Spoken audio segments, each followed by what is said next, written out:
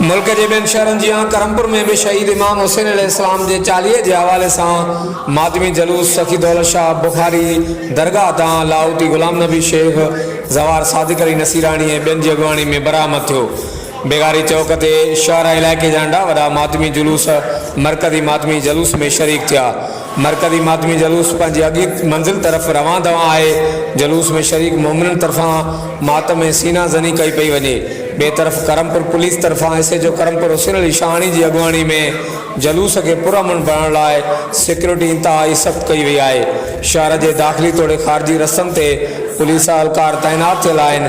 बे तरफ़ जुलूस के अॻियां पोयां ऐं पासनि सां सिक्योरिटी जलूस सां गॾु आहे। हर वक़्तु आगाहण लाइ ॾिसंदा रहो GTN वेब न्यूज़ करमपुर।